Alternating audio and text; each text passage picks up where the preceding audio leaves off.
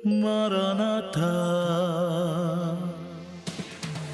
यीशु मसीह आने वाला है, यीशु मसीह आने वाला।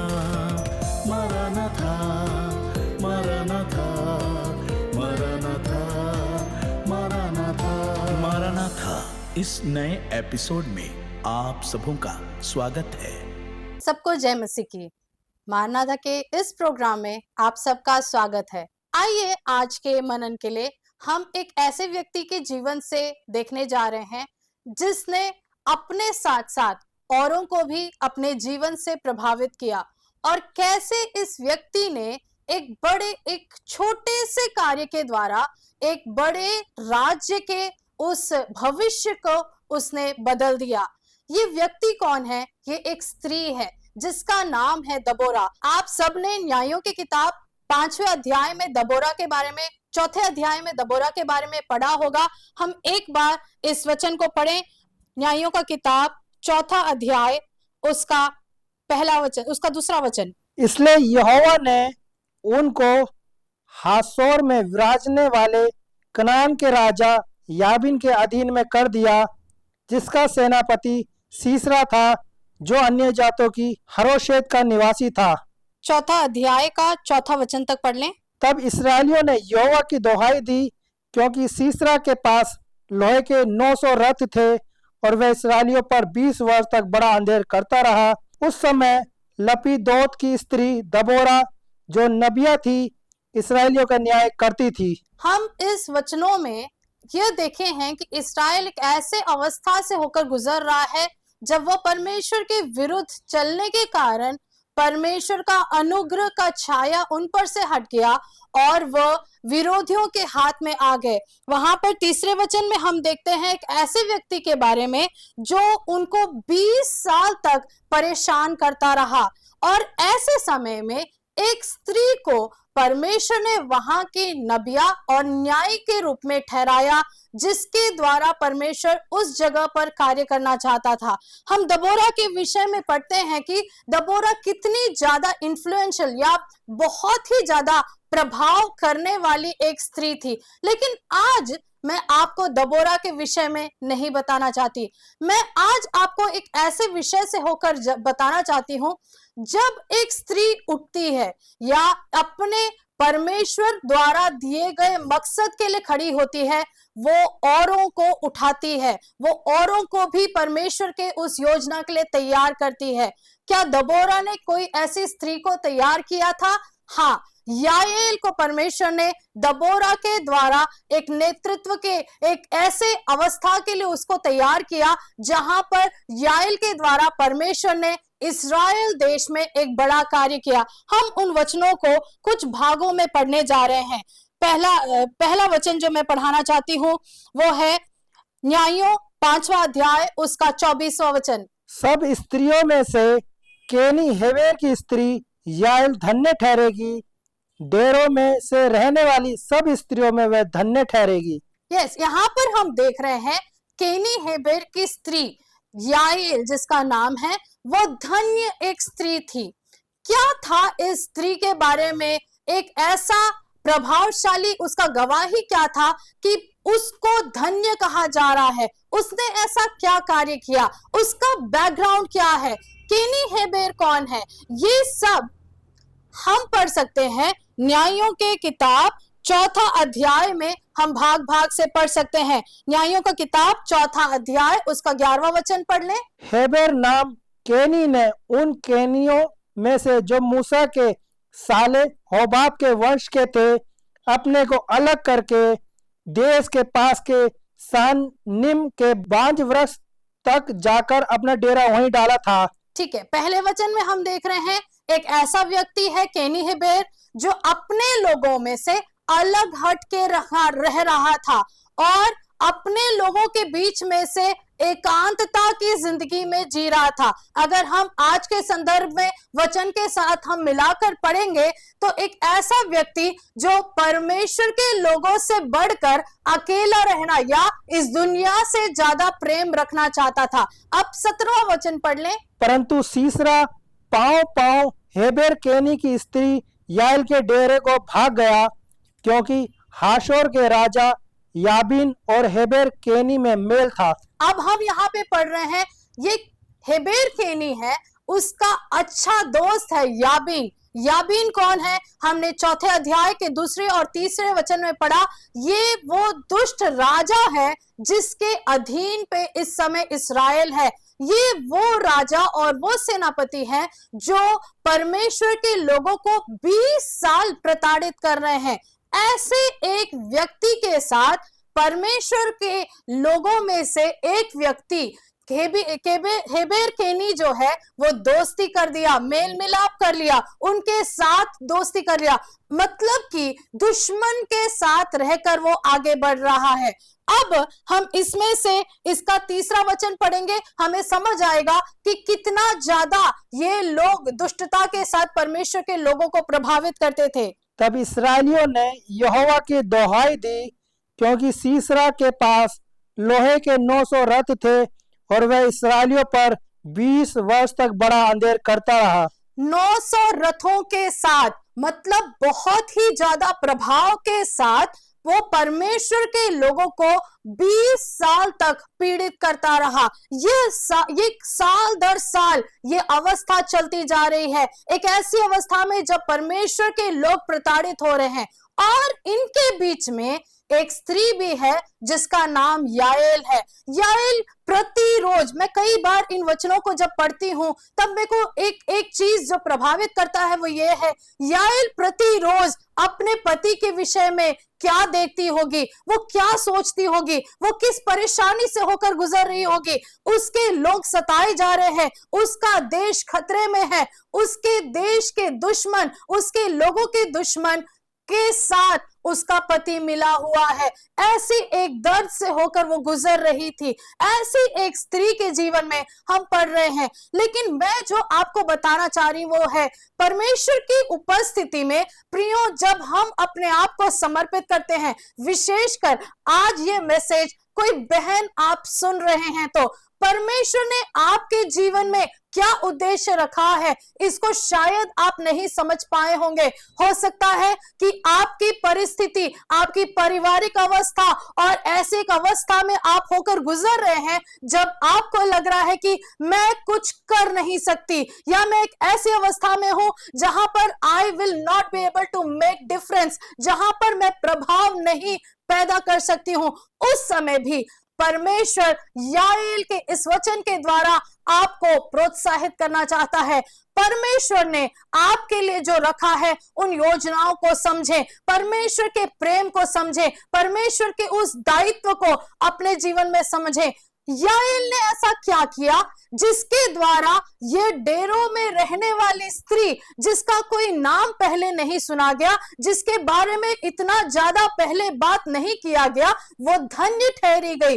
वो हम पढ़ेंगे न्यायों की किताब 5वां अध्याय उसका 17वां से लेकर 21वां वचन तक हम रुक रुक के पढ़ेंगे। परंतु सीसरा पांव हेबेर केनी की स्त्री याएल के डेरे को भाग गया, क्योंकि हाशोर के राजा याबीन और हेबेर केनी में मेल था। तब याएल सीसरा की भेंट के लिए निकलकर उससे कहने लगी, हे मेरे प्रभु, आ मेरे पास आ और ना डर। तब वह उसके पास डेरे में गया और उसने उसके ऊपर कंबल डाल दिया। तब सीसरा ने उससे कहा, मुझे प्यास लगी है, मुझे थोड़ा पानी पिला।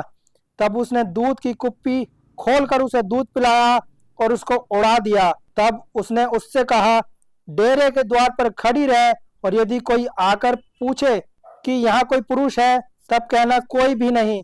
उसके बाद हेबेर की स्त्री याएल ने डेरे की एक खूंटी ली और अपने हाथ में एक हथौड़ा भी लिया और दबे पांव उसके पास जाकर खूंटी को उसकी कनपट्टी में ऐसा ठोक दिया कि खूंटी पार होकर भूमि में धंस गई। वह तो थका था ही, इसलिए गहरी नींद में सो रहा था, सो वह मर गया। 22वां भी पढ़ लें। तब बाराक सीसरा का पीछा करता हुआ आया। तब याएल उससे भेंट करने के लिए निकली और कहा, इधर आ, जिसका तू खोजी है उसको मैं तुझे दिखाऊंगी। तब उसने उसके साथ जाकर क्या देखा कि सीसरा मरा पड़ा है और वह खूंटी उसकी कनपट्टी में गड़ी है। हालेलुया। हमने इन वचनों में देखा कि कैसे इस स्त्री ने इतना बड़ा कार्य किया। 20 साल तक एक व्यक्ति जो उनको परेशान कर रहा था, 20 साल से एक ऐसे बंधुआई की जिंदगी में जो वो जी रहे थे, उनको वो कुछ ही समय में उसके परमेश्वर के उस सामर्थ के द्वारा उसने कैसे विजय में बदल दिया। प्रियो, जब हमने इन बातों को पढ़ा, हमने वहां पे पढ़ा, वहां पर युद्ध छिड़ गई।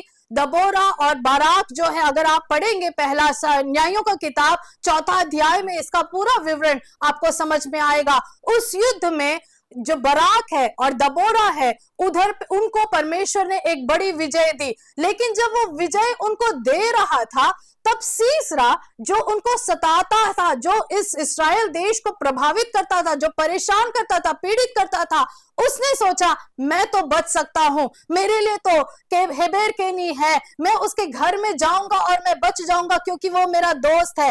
वो भूल गया कि उसके घर में एक विश्वासी, परमेश्वर को भय मानने वाली स्त्री भी थी। प्रियो, जब हम इस भाग को पढ़ते हैं, तब मैं कई बार सोचने वाली और आपके ध्यान को उस तरफ खींचने का एक प्रश्न मैं आपको पूछना चाहती हूँ। क्या इतना आसान था याएल को कि इतना बड़ा कील से एक व्यक्ति को हथौड़ा मारकर उधर पे मार डाला? क्या इतना आसान था? इस सवाल का जवाब इस वचन में है जो हमने 5वां अध्याय के 24वें वचन में पढ़ा। वो डेरों में रहने वाली थी, वो टेंट मेकर एक परिवार में रहने वाली थी, वो तंबुओं में रहते हुए, उसको गाड़ते हुए, उन जगहों में रह कर वो वही चीजों को करके वो आगे बढ़ती थी। जो स्किल उसके पास था, जो कार्य का उसके पास ज्ञान था, उसी के द्वारा परमेश्वर ने उसको इतना बड़ा विजय दिया। प्रियो, इस वचन से रुककर मैं आपको एक चीज समझाना चाहती हूँ। कई बार हमारे पास बहुत ज्यादा खूबी या बहुत ज्यादा हमारे पास सामर्थ नहीं होगा, लेकिन जो है उसका इस्तेमाल परमेश्वर करना चाहता है। मूसा से परमेश्वर ने लाल समुद्र के सामने क्या पूछा? तेरे हाथ में क्या है? उसने कहा मेरे हाथ में एक छड़ी है। उसने कहा उस छड़ी को बढ़ा दे। उस छड़ी के द्वारा परमेश्वर ने लाल समुद्र को 2 भाग कर दिया। हमारे पास क्या है? आपके पास क्या है? अगर हम परमेश्वर की उपस्थिति में देते हैं, उस स्किल को, उस ज्ञान को परमेश्वर अपने बड़े कार्य के लिए इस्तेमाल करता है। दूसरा विषय जिस तरफ मैं आपका ध्यान आकर्षित करना चाहती हूँ, वो ये है, हमने शुरुआत में पढ़ा, हेबेर केनी याबीन और सीसरा का दोस्त था। अच्छे खासे दोस्ती वाला ये परिवार, यहाँ पर याएल कैसे एक ऐसा कदम उठा सकती है कि उसने सीसरा को मार दिया? क्योंकि उसके जीवन में क्लैरिटी था, उसको पता था कि वो किस उद्देश्य के लिए बुलाई गई है, उसको पता था कि परमेश्वर ने उसको किस लिए रखा है, उसको पता था कि जो उनको प्रताड़ित करता है, जो उनके लोगों को पीड़ित करता है, वो उसका दोस्त नहीं हो सकता। प्रियो, कई बार हमारे जीवन में भी ऐसी अवस्थाएं आ जाती है, कई बार पति पत्नी के जीवन में, कई बार हमारे बच्चों के जीवन में, कई बार हमारे पारिवारिक ऐसी अवस्थाओं में हम फंस जाते हैं, जब हम जान रहे होते हैं कि यह गलत है, लेकिन हम परमेश्वर के उस कार्य को पूरा नहीं कर पाते। इस समय आपको ध्यान रखने की जरूरत है।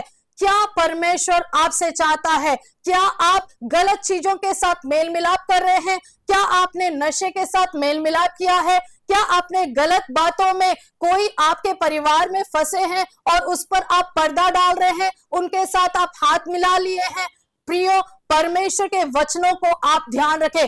अगर आप सच के साथ खड़े हैं, अगर आप परमेश्वर के साथ खड़े हैं, शायद आप थोड़े कमजोर होंगे, शायद आपके पास बहुत ज्यादा खूबी नहीं होगा, लेकिन परमेश्वर आपके द्वारा बड़े कार्यों को कर सकता है। इस बात का विश्वास मैं आपको बताना चाहती हूँ। याएल ने ऐसा ही किया। याएल ने सीसरा को कहा नहीं कुछ, याएल ने उसको इनवाइट किया। उसके पति का दोस्त है, बुरा है, लेकिन उसको पता है कि वो मेहमान नवाजी कैसे कर सकती है, उसे कुछ कंडीशन से उसको फॉलो करवाना है। उसने वो सब किया, लेकिन जब वो सो गया, जब उसको एक अवस्था मिला जब वो एक्ट कर सकती थी, जब वो कार्य कर सकती थी, उसने उस अपॉर्चुनिटी को नहीं छोड़ा, उसने उस समय को नहीं त्याग दिया। प्रियो, आज मेरा वचन सुनने वाले आप में से कोई ऐसे दो राहों के जीवन में फंसे हुए हैं, तो परमेश्वर की उपस्थिति में मैं आपको ये वचन के द्वारा याद दिला दूं।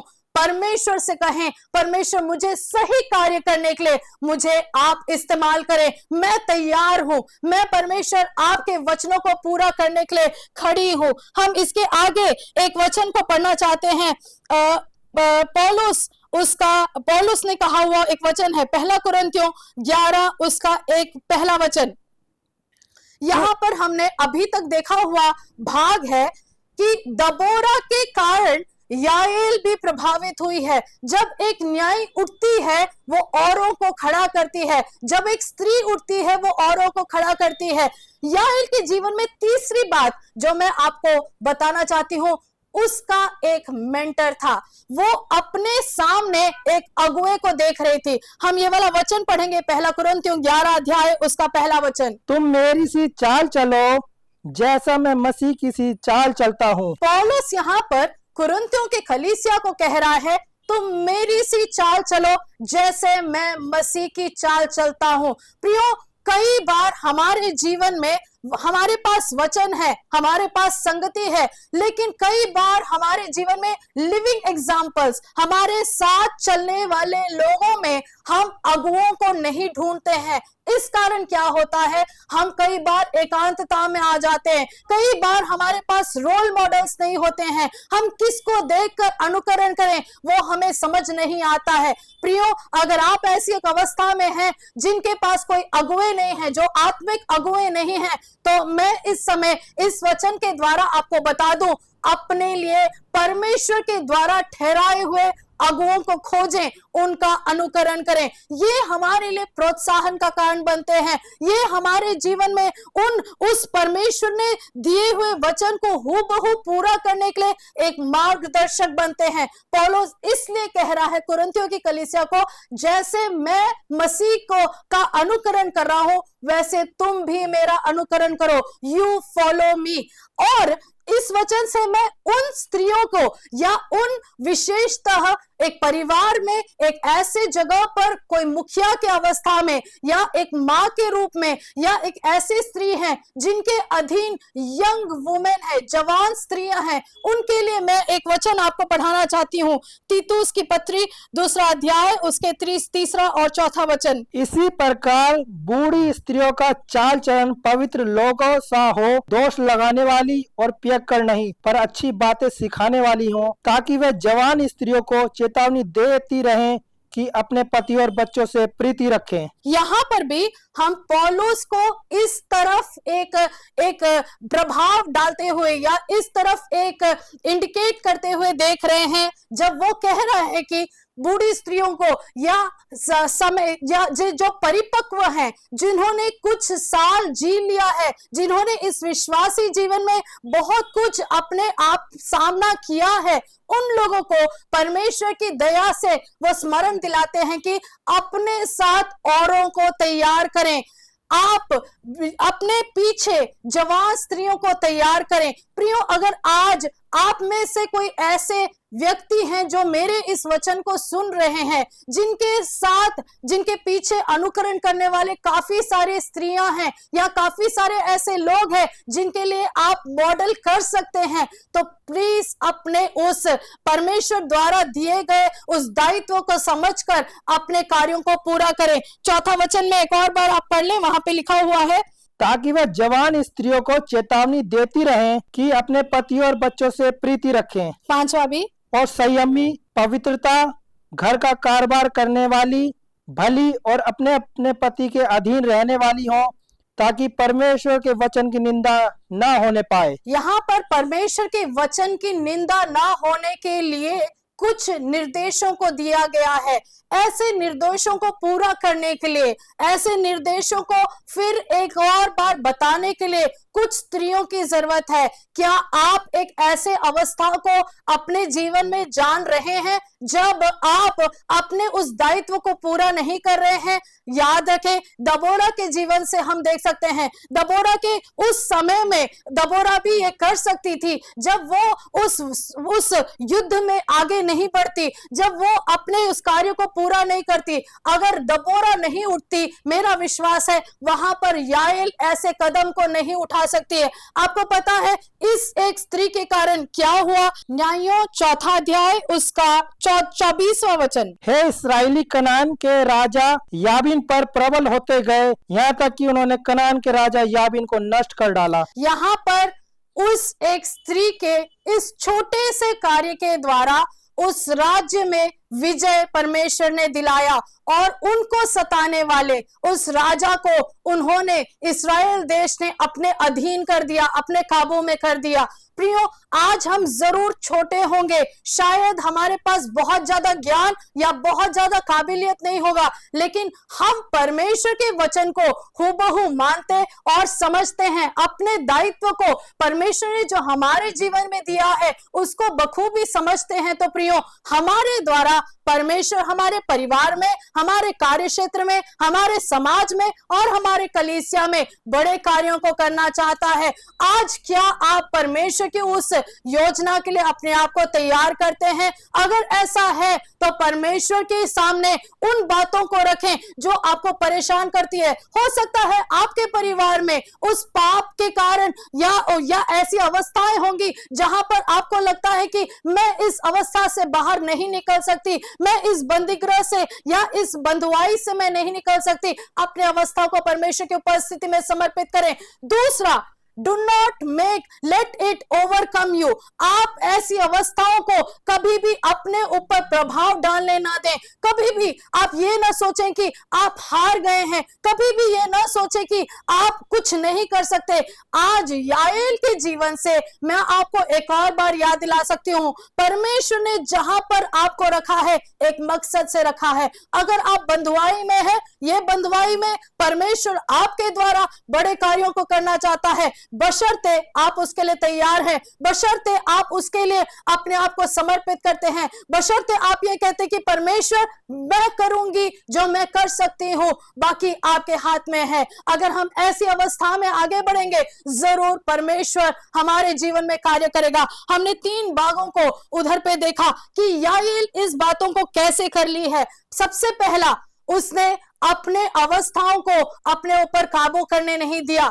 दूसरा, उसके जीवन में बिल्कुल क्लैरिटी था वो किस उद्देश्य से बुलाई गई है। उसके पति पापियों के साथ मिल गए हैं, उनके साथ दोस्ती कर रहे हैं, लेकिन उसने अपने विश्वास को नहीं खोया, उसने अपने विश्वास को नहीं छोड़ा, उसने सच्चाई के साथ अपना हाथ नहीं धोया, वो सच को थामे रही, इसलिए उसको डिसीजन लेने के लिए सहायता मिल गई। तीसरा, जो काबिलियत उसके हाथ में था उसका उसने इस्तेमाल किया। उसने ये नहीं बोला हे परमेश्वर मैं क्या कर सकती हूँ, मैं कुछ नहीं कर सकती, मैं बहुत कमजोर हूँ। उसने जिस समय परमेश्वर ने उसको समय दिया, उस समय का उसने बखूबी इस्तेमाल किया। एक और वचन मैं आपको पढ़ाना चाहती हूँ, भजन संहिता 119 उसका 29 से लेकर 32वां वचन तक मेरे लिए पढ़ लें। मुझको झूठ के मार्ग से दूर कर और करुणा करके अपनी व्यवस्था मुझे दे। मैंने सच्चाई का मार्ग चुन लिया है, तेरे नियमों की ओर मैं चित्त लगाए रहता हूँ। मैं तेरी चितौनियों में लवलीन हूँ। हे यहोवा मेरी आशा न तोड़, जब तू मेरा हिया बढ़ाएगा तब मैं तेरी आज्ञाओं के मार्ग में तोड़ूंगा। ये वचन जब हम पढ़ते हैं तब हम समझ सकते हैं कि इस समय भजनकार किस अवस्था से होकर गुजर रहा है। वो एक ऐसी अवस्था से होकर गुजर रहा है जहां पर उसको निकलना मुश्किल हो रहा है, लेकिन वो कह रहा है कि हे परमेश्वर मैं तेरे वचन के, तेरी चितौनियों पर मैं लवलीन रहूंगा। वचन को थामे रहने के कारण परमेश्वर हमारे जीवन में कार्य कर सकता है। आइए हम अपनी अवस्थाओं के लिए प्रार्थना करें।